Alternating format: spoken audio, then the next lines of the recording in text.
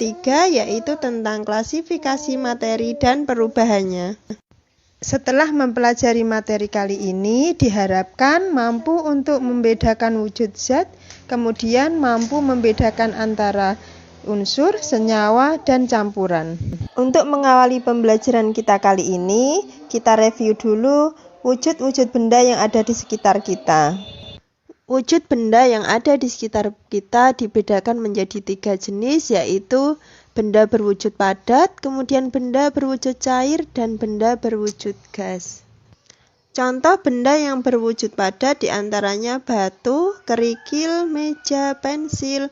Kemudian contoh benda yang berwujud cair ada air minum, sirup, minyak goreng. Dan benda yang berwujud gas ada asap, kemudian udara di dalam balon, oksigen, nitrogen, dan lain-lain. Kemudian kita pelajari sifat benda berdasarkan wujud padat, cair, dan gas adalah sebagai berikut. Benda yang berwujud padat memiliki sifat, bentuk, dan volumenya tetap, kemudian tidak dapat dimampatkan dan tidak dapat mengalir. Sedangkan benda yang berwujud cair memiliki sifat, bentuknya berubah-ubah sesuai dengan wadahnya, volumenya tetap, tidak dapat dimampatkan, dapat mengalir. Sedangkan benda yang berwujud gas memiliki sifat, bentuk dan volumenya berubah-ubah sesuai dengan ruang yang ditempati, kemudian dapat dimampatkan. Berdasarkan susunan molekulnya, benda yang berwujud padat ini memiliki molekul letaknya sangat berdekatan dan sangat teratur, sehingga ketika kita pindahkan dari satu tempat ke tempat yang lain, maka benda yang berwujud padat memiliki volume dan bentuk yang tetap. Sedangkan pada benda yang berwujud cair, letak molekul-molekulnya agak berjauhan dan tidak teratur, sehingga ketika benda cair ini kita pindahkan dari satu tempat ke tempat yang lain, maka bentuknya akan berubah, namun volumenya tetap.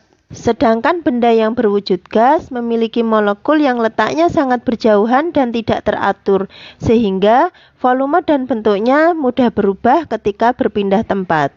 Nah, setelah mempelajari wujud-wujud zat, sekarang kita akan mempelajari tentang klasifikasi materi.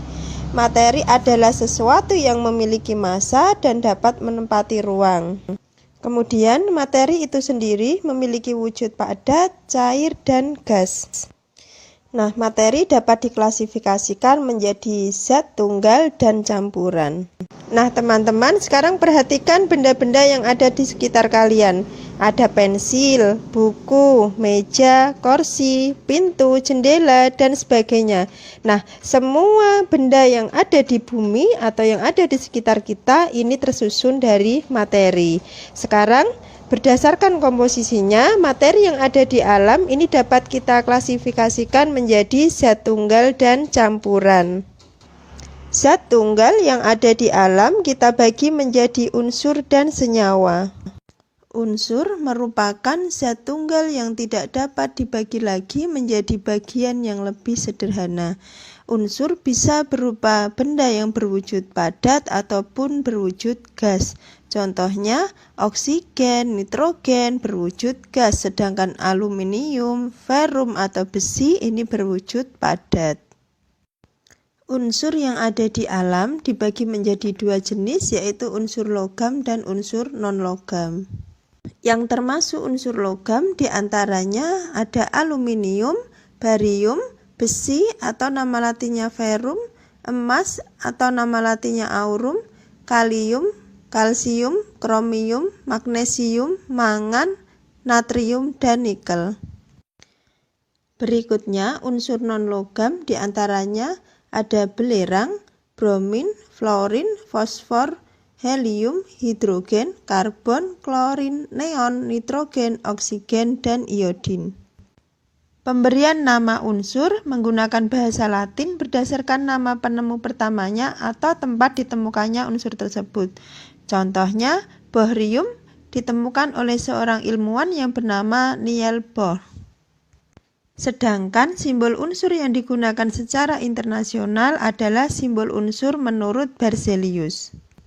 Cara pemberian lambang unsur menurut Berzelius adalah sebagai berikut. Setiap unsur dilambangkan dengan satu huruf, yaitu huruf awal dari nama latinnya. Huruf awal ditulis dengan huruf kapital atau huruf besar. Contoh, karbon nama latinnya karbon dan diberikan lambang C besar.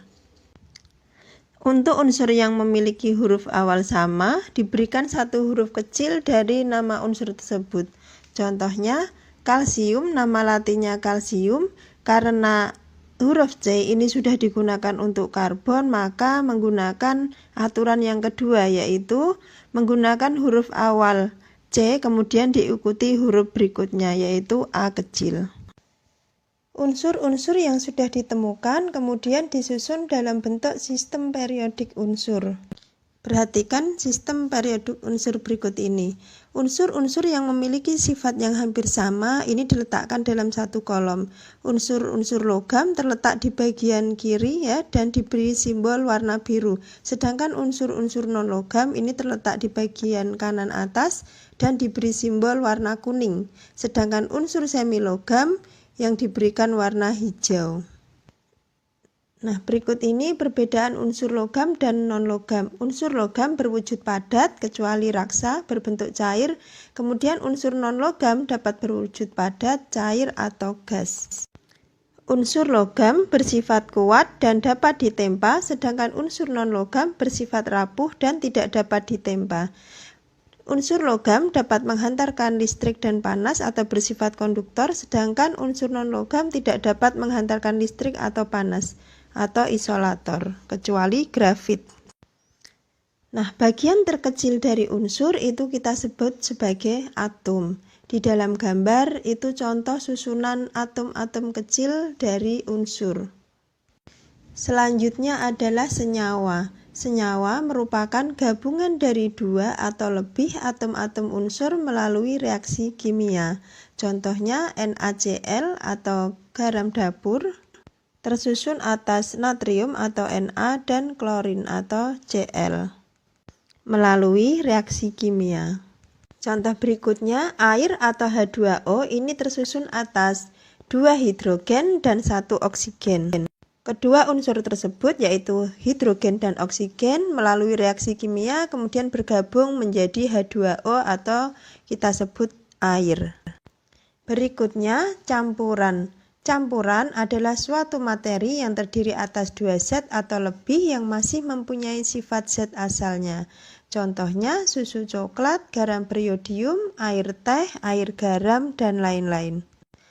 Campuran dibagi menjadi 2 jenis yaitu campuran homogen dan campuran heterogen. Campuran homogen yang sering kita jumpai misalnya larutan gula, larutan garam, kemudian sirup ya.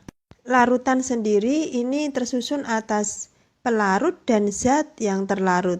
Pelarut misalkan air dan zat terlarut adalah garam atau gula. Pada larutan gula, antara air dan gula ketika sudah tercampur ini sudah tidak dapat dibedakan lagi.